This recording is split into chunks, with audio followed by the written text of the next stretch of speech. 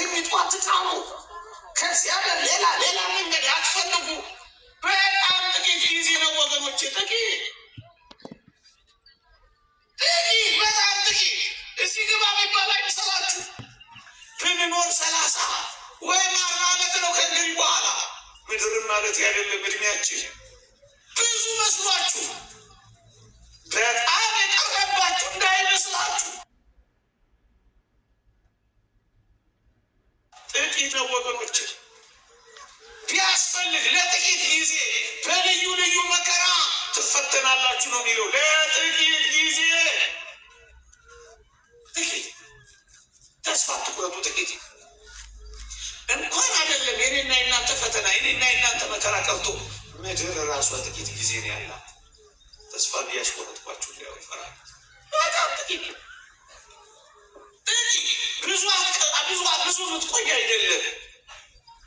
ብዙ ነገር ለዘላለም የምትቆያለቻችሁ። ጥቂቷን አይታችሁ አትሰበሩ። በጥቂቷ አንገታችሁን አትቅበሩ። በጥቂቷ ልባችሁን አታድክሙ። ይልቅ የዘላለም መንግስት እንዳላችሁ አውቃችሁ ቀና ቀና በሉ፣ ዘምሩ፣ አመስግኑ፣ ተስፈኞች ሆኖ እንኪያስ በዚህ ምድር ህይወት ብቻ ተስፋ ያደረግን ከሆነ ከሌሎቹ ሁሉ እኮ ምናንስ ምስኪኖች ነን ይላል ቅዱስ ጳውሎስ። ተስፋችን እዚህ ምድር ላይ አይደለም። ይሄ አይደለም። ይሄ ጥቂት ነው። የሰው ህይወቱ በምድር ላይ ጥቂት ጊዜ ነው ይላል ጻድቁ ኢዮብ። ጥቂት 70 ዓመት ብዙ መሆኑ ነው። 969 የማቱሳላ ቤት ቁጥር መስሎ ነው ወይስ የስንቱ ቁጥር መግቢያ መስሎ ነው? ዘመን 70 ዘመን ምንድን ነው? ቢበዛ 80 ምንድን ነው? ጥቂት። ለምን ብዙ ዘመን በሐዘን ይቀጥቅጣቸው? ለምን ልባቸው ይታመም? ለምን እያዘኑ ይኖር? ለዛ ነው ቶሎ የተነሳው። ወዳጆቹን ለምን ብዙ ጊዜ በሐዘን ይታቸው? ወገኖች ለዛ ነው 3 መዓልትና 3 ሌሊት በመቃብር የቆየው። የተወደዳችሁ ምዕመናን፣ ጌታ በእውነት ተነስቷል። ጥቂት ነገሮችን ብቻ አስታውሳችሁ ማታ ትመጣላችኋል። ፀሐይ ላይ ብዙ እንዳላበያችሁ ማታ እንማራለን። ጌታችን በእውነት ተነስቷል። ወገኖች በጣም የሚደንቁ ማስረጃዎች አሉ። መቃብሩን ታስታውሳላችኋል። መቃብሩ በጣም ከባድ ድንጋይ ነው የቀበሩት። እንኳን ለክርስቶስ መቃብር አይሁድ የውሃ ምንጭ እንኳን የሚደፍኑት በከባድ ድንጋይ ነበር። ታስታውሳላችሁ። ራሔል ድንጋዩን ማንከባለል አቅቷት ነበር። የውሃ ምንጭ ዳይቆን እስኪመጣ ድረስ ምንጮቿ እንኳን የክርስቶስን መቃብርማ ወገኖቼ ከ70 ሰው ያላነሰ ነበር እንዲያነሳው አድርገው ያስቀመጡት። 70 ሰው ከ20 ሰው ያላነሰ። እነሱ 70 ናቸው ጠባቂዎች። የክርስቶስን መቃብር ከ20 ሰው ያላነሰ ያነሳው የሚችል ነበር። ከ20 ሰው በላይ ነበር የሚያነሳው። ከ20 ሰው በታች ያነሳው ነበር። በጣም ከባድ መቃብር ድንጋይ የገጠሙበት ወገኖች በጣም ይደንቃችኋል። 20 ሰው ደግሞ በክርስቶስ ስር አልነበረም። ያኔ ተበትነዋል። ታስታውሳላችሁ። ሸሽተዋል። ታስታውሳላችሁ። አምልጠዋል። ታስታውሳላችሁ። የነበሩት ጥቂት ሴቶች ብቻ ነበሩ። አንድ ቅዱስ ዮሐንስ ብቻ ነበር። ለዚህ እኮ ነው መቃብሩን ማን ያንከባልልልናል ድንጋዩን ከመቃብሩ ላይ እያሉ የተጨነቁት እኮ ለዚህ ነው። ድንጋዩ ተራ ድንጋይ አልነበረም።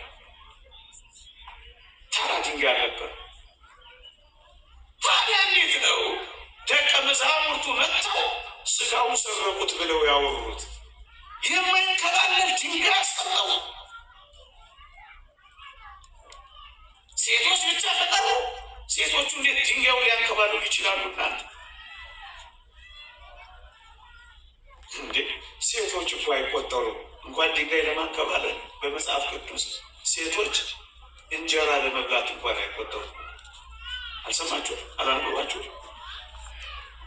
ሕፃናትና ሴቶች ሳይቆጠሩ 5000 ሰው በላ ይላል። አይቆጠሩም ሴቶች። ሴቶች ለምንድን ነው ሕፃናት ለምንድን ነው የሚሉ ሊቃውንት ሲያብራሩ ሕፃናት ከሚበሉት የሚፈረፍሩት ስለሚበዛ፣ ሴቶች ደግሞ ከሚበሉት የሚያፍሩት ስለሚበዛ ይላል። የድሮ ሴቶች ናቸው ታዲያው ችሎች እንኳን አፍራችሁም እንዲሁ አልሆነላችሁም። ታዲያ እነዚህ ሰዎች እንጀራ ለመቁረስ ያልተቆጠሩ አሁን ድንጋይ ለማንሳት ተቆጠሩ ቢባል ማን ያምናሉ? ስማቸው ልኮ ነው። ደቀ መዛሙርቱ ሰርቀውት አይደለም። ክርስቶስ ምን ሆኖ ነው? በሞት ተነስቶ ነው። ተሰርቆ አይደለም። በእውነት ጌታችን ምን ሆኖ ነው? መቃብራቸውን እንዲያርገው ሲያበቁ ሰረቁት ብሎ ማውራት ምንድን ነው? ሁለተኛስ እግዚአብሔር ያሳያችሁ ሊያመልክታችሁ። እነዚህ ደቀ መዛሙርት እኮ ተበትነው ነበር፣ ፈርተው ነበር። እውነት አሰብ ከየት መጥተው ይሰርቁታል? ይህ ምን አይነት እልም ያለ እኮ ሐሰት እኮ ነው። ጌታችን ግን በእውነት ተነስቷል። ሌላ ብነግራችሁ መቃብሩን እንዲህ አይነት ድንጋይ ብቻ አይደለም የገጠሙበት። በሞቴ ሮማውያን ገዢዎቻቸው ማዕተብ አትመውባታል። የሮማውያንን ማዕተብ አላግባብ የሚነካ የሞት ቅጣት ነው የነበረበት። ታዲያስ እግዚአብሔር ያሳያችሁ፣ ልዑል ያመልክታችሁ። በሕይወት እያለ ያልሞቱለት ስጋውን ለመስረቅ መጥተው ማዕተብ ነክተው መሞት ይመርጣሉ ብሎ የሚያስብ ማን አለ? እንዳይሞቱ አልነበር የሸሹት? ታዲያስ ቅጣት ያለበትን ያውን ብርቱ ሞት የሮማውያንን ማዕተብ ማን ወንድ መጥቶ ይነካት ነበር? ማዕተቡ ራሱ አስፈሪ ነበር። እንዴት አድርገው ይነኩታል? ወገኖቼ ሰርቀውት እኮ አይደለም፣ ክርስቶስ ተነስቶ ነው። ወገኖቼ ተነስቶ ነው። ሌላ ነጥብ ላንሳላችሁ። እነዚህ የመቃብሩ ጠባቂዎች እኛ ተኝተን ሳለን ደቀ መዛሙርቱ መጥተው ስጋውን ሰረቁት ብለው አይደል ያወሩት? ደቀ መዛሙርቱ መጥተው ቢሰርቁት ኖሮ ምን ሊሆን እንደሚችል ታውቃላችሁ? ጠባቂዎቹ ይገደሉ ነበር። እየሰማችሁ የውሸታቸውን ውሸት እኮ ልገልጥላችሁ እኮ ፈልጌ ሁለት ማስረጃ ልስጣችሁ። ትናንት መምህራችን መምህር ዮሐንስ ያስተምሩ ጳውሎስና ሲላስ ወህኒ ቤት ሲዘምሩ የወህኒው መሰረት ተናወጠ፣ የወህኒው በር ተከፈተ። በዝማሬያቸው ብቻ። የእኛ ዝማሬ እንደዚህ ያናውጣል እንጂ እንዲህ አድርግልን በእውነት አሜን አትሉ? ከዛ የወህኒ ጠባቂው ጳውሎስና ሲላስ እስረኞቹ ያመለጠ መሰለውና ሰይፍ ያዘና ራሱን ሊገሉ ሞከረላቸው፣ ሊያጠፋ ራሱ። ከዛ ቅዱስ ጳውሎስ ጮክ ብሎ እኛ በዚህ አለን፣ በራስ ላይ አንዳች አታድርግ አለውና ሰውየውን አዳነው። ለምን ይመስላችኋል ሰውየው ራሱን ሊያጠፋ የነበረው? ታሳሪዎቹ ቢያመልጡ ኖሮ የመጀመሪያው የሚገደለው ይህ ጠባቂ ነበር። ሰምታችሁኛል? ተጠባቂዎች ካመለጡ ጠባቂዎች ይገደላሉ። ይሄ በሮማውያን ዘንድ የታወቀ በአይሁድ። አንድ ሁለተኛ ማስረጃ የሐዋርያት ሥራ ምዕራፍ 12 ቁጥር 19 ላይ ቅዱስ ጴጥሮስ በወህኒ ቤት ታስሮ ሳለ በቤተ ክርስቲያን ጸሎት ይጸለይ ነበር ይላል መጽሐፉ። ደቀ መዛሙርት እየጸለዩለት ነበር። ቅዱስ ሚካኤል ተገለጸና ሰንሰለቱን በጠሰና የወህኒውን መወርወሪያ አነከተውና ቅዱስ ጴጥሮስን ከወህኒ ቤት አስመለጠው።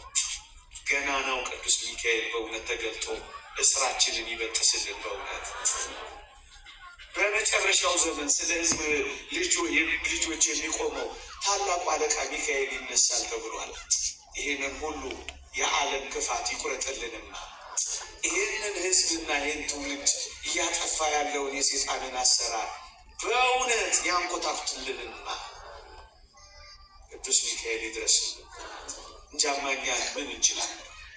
ምንም አቅመ ቢሶች ነን፣ ደካሞች ነን።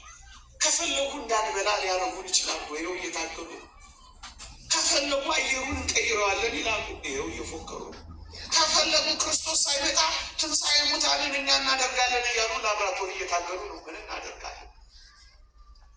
እግዚአብሔር ደርሶ ያዋርዳቸው እንጂ መነገድ አትችሉ፣ ገበያ መውጣት አትችሉ፣ መስራት አትችሉ፣ ይህን ቁጥር ካልያዛችሁ እያሉ የሚያስጨንቁን ማስጨነቅ አፍንጫችን ጋር እየደረሰ ነው። እግዚአብሔር መጥቶ ስራቸውን ይበትንልን እንጂ እኛ ምን አቅም አለን? ስለ ሙሴ ስጋ ሳይቀር የተከራከረው የዋሁ ሚካኤል ይድረስልን እንጂ ሴጣን አሳያለሁ እስራኤልን የሙሴን ስጋ አስመልካለሁ ሲል ተው ብሎ የገሰጸው ቅዱስ ሚካኤል ይሄንንም የዚህን ዘመን ሴጣን ይገስጽልን እንጂ በእውነት ቅዱስ ሚካኤል ይድረስልን። ካልደረሰልን ምን እንሆናለን? ድረስልን እንጂ አስመለጠው። ከዚያስ አንድ ቃል ላንብብላችሁ። ሄሮድስን አስፈልጎ ባጣው ጊዜ ጠባቂዎቹን መረመረ። ይገርማል።